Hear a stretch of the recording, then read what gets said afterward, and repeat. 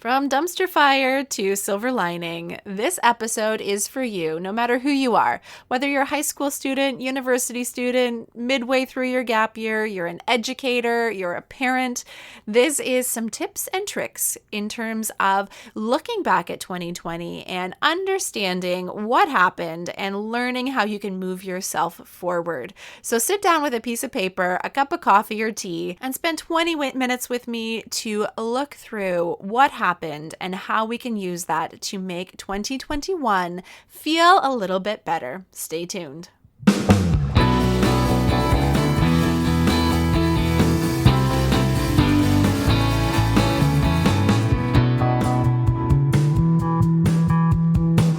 Welcome to the Gap Year Podcast, where we explore the who, what, where, when, and why of gap years. It's real people sharing their stories, ideas, and experts diving deep into how you can make the right decisions in order to have a meaningful gap year. This is the place to be no matter where you are on your gap year journey. I'm Michelle Dittmer, your resident gap year expert. Let's jump right in.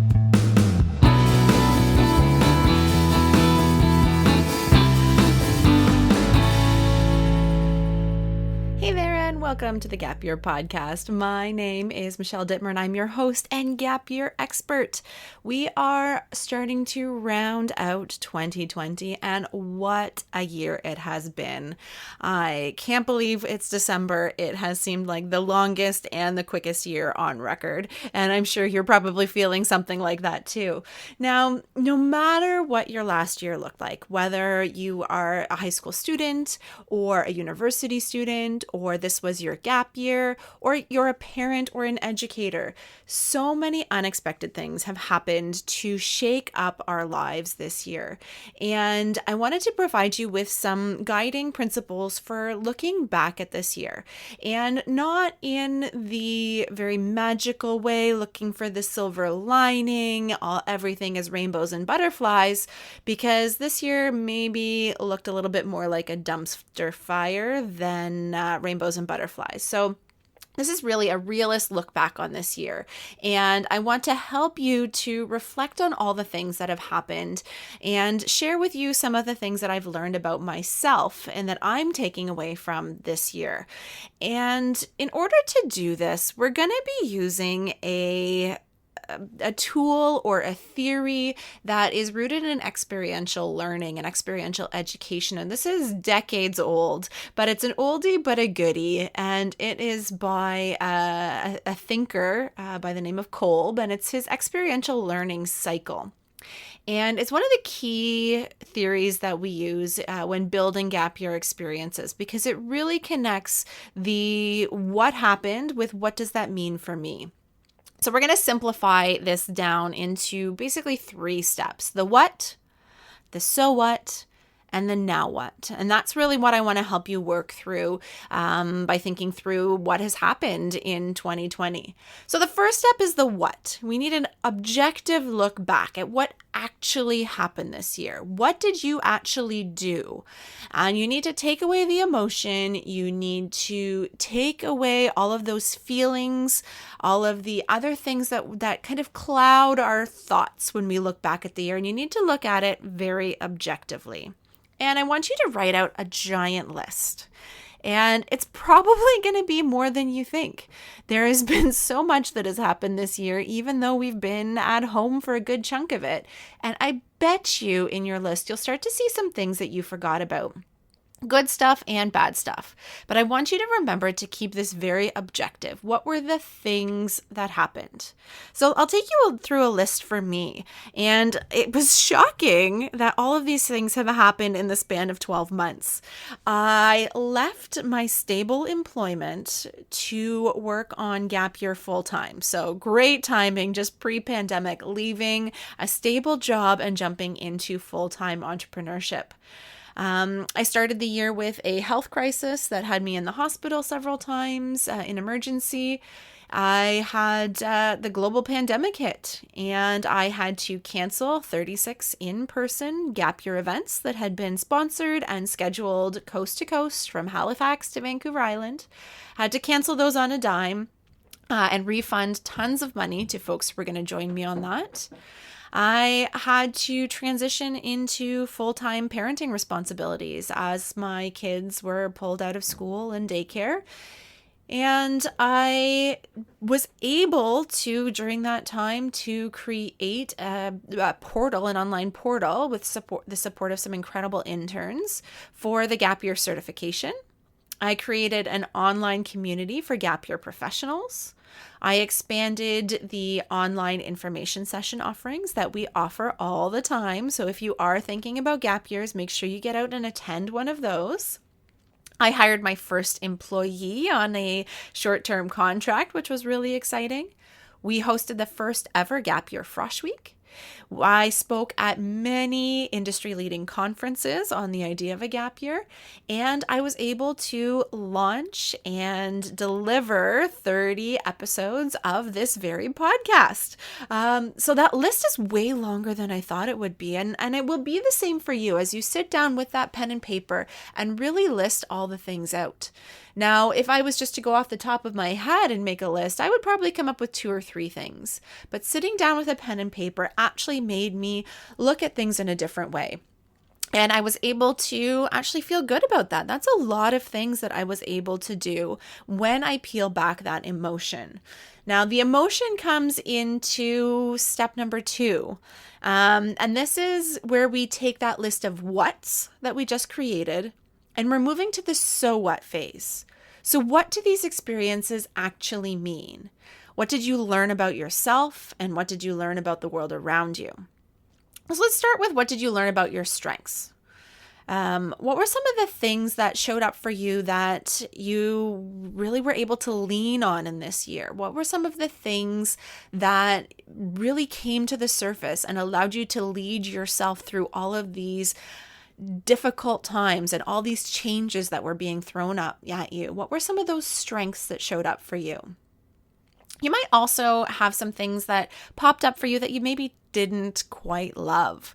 Some things that you might consider weaknesses, or the ways that you deal with stress and uncertainty. So what were some of those things that popped up for you? So what were some of the strengths and what were some of the weaknesses? What skills did you put to use? I want you to think about that. What did you actually leverage in order to get through all of those challenges that were thrown your way? But then what other skills did you develop? What were the things that you didn't have a year ago? What were the things that you never thought you would have to do and you were able to do it? So to really, really build out that list.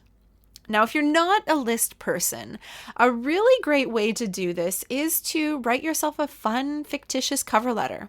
Let's say you're applying to the year 2021. What would you say in your cover letter that's going to make you the best candidate to get through 2021? We know it's not going to be back to things business as usual, but what are the things you're going to put on that cover letter that are going to make you successful at navigating 2021?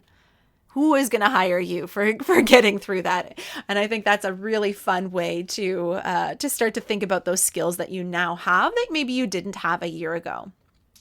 When I look for me back at this year, what are some of the things that I learned about myself? I learned definitely that I'm a good connector, a good networker, because one of the things that I got a lot of really positive feedback on was the community of gap year professionals that I was able to bring together. All of these folks needed a place to come together to talk about the challenges and struggles that they were having, and they needed a place. And that was something that I was able to provide for them. I saw a need and I actioned on it, and I moved forward and I created a space for them. So I learned that that is a strength that I have, being able to connect people. Another thing that I learned is that I have limits. This year has really, really tested that I can't do all things. I can't be everything to everyone. And I've learned that I have to respect those limits, because otherwise things start shutting down. Balls start to drop. People get disappointed. I disappoint myself. And so I learned very clearly that there are boundaries that I have within myself. And I learned how to step in and how to respect those boundaries. So I'm curious if that's something that you learned about yourself too. What were your boundaries? What were your limits that you learned? And how did you learn to set the limits and those boundaries? And how did you learn to observe them? Now, moving away from what you learned about yourself, I want you to also think about what you learned about the world. So not necessarily globally, but maybe about your community, about your family, about this country, about this world as a whole, as we all navigate this global pandemic together. What did you learn about the world? What things did you think were true that were really shaken up? So what do you know to be true now about the world that maybe a year ago wouldn't be necessarily true? What assumptions about the world do you have that were shattered? So for me, one of my assumptions was, well, we're in this global pandemic and there is universities moving online and this is the best time to take a gap year. So my assumption was that everyone would want to take a gap year this year. And that assumption was very rudely broken when everyone applied to university. I shouldn't say everyone, that's not true. When a good chunk of people applied to university anyways, and they were prepared to take their studies online. That was a shock for me because I thought everybody would have the same value system that I would in terms of getting the traditional first year experience and getting all of the on-campus and in-person learning experiences that I value so strongly. So it was a good reminder for me that people have different value systems and that a gap year isn't going to be the answer for everyone. Despite my life's work where I think everybody should take a gap year, but that's not going to be the path for everyone. And part of that was that not everybody knows about the gap year pathway. So those were some key learnings for me about what's happening in the world around me and some things that I've learned about the world now that I didn't necessarily know a year ago. The last thing I want you to think about in this is, what did you learn about your people?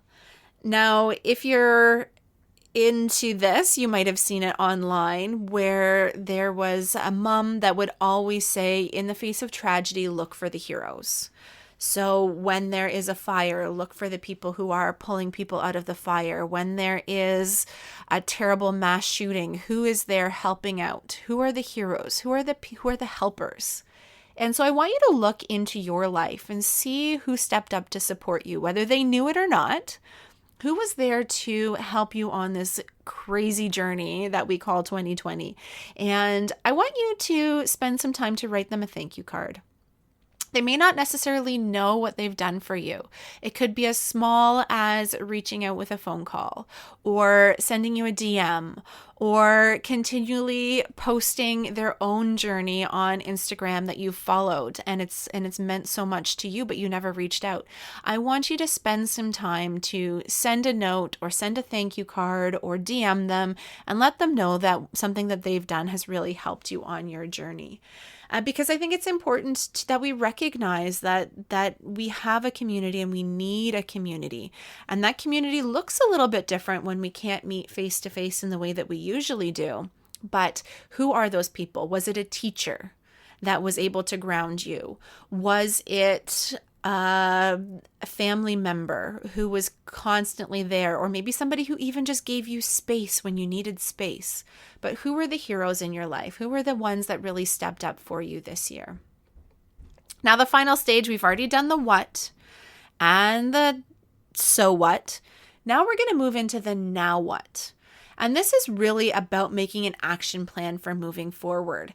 And it's not about picking those concrete things that you're going to do in 2021. It's not even necessarily about setting goals for yourself. But what I want you to do is look at all of those things that you learned about yourself and about the world. And I want you to think about how you can apply that moving forward. So think about what 2021 will look like. What can you apply? What can you do that will help you to feel more positive about whatever 2021 is going to throw at you? Now, I think goal setting this year is going to be, I don't want to say a little bit fruitless, but a challenge, because we know this upcoming year is also going to be filled with uncertainty. So setting goals that we may be not able to achieve might be detrimental to us. So what I want you to do for this now what is think about what skills are you going to leverage, and how are you going to apply the strengths. By leveraging this year's experiences, how can you have a more pleasurable experience in 2021 when we are thrown all of those curveballs? This upcoming year is still going to be hard. It's still going to be uncomfortable. But what I want you to do is I want you to come at it from a place of this experiential learning cycle where you know that you're going to have experiences, you're going to learn something about yourself and the world, and then you're going to be able to apply that learning to all the things that are coming at you in the future. So that's where I want you to end this reflection, is to think about how are you going to continue to grow and move through all the challenges of 2021 with more awareness of your strengths, more awareness of your community, and more awareness of how you have grown and changed and evolved as a person because of all of these experiences. So there you have it. The 3 steps to the Kolb experiential learning cycle condensed down into what, so what, and now what. And if you can move yourselves through those 3 phases of identifying what happened, what does that mean for you, and then how are you going to apply that learning to the rest of your life, you're going to be a superstar when it comes to navigating 2021. So as we wrap up this year, I wish you a wonderful end to 2020. And I want you to take this time to reflect back to see how far each and every one of you has come. It really, truly is something to celebrate. And it's something that is going to make you even more able to handle whatever 2021 is going to bring us. I want to leave you this year with just a simple word of encouragement that I am proud of you for making it this far. No matter what your journey has looked like this year, I really want to acknowledge that you have done incredible things surviving this year.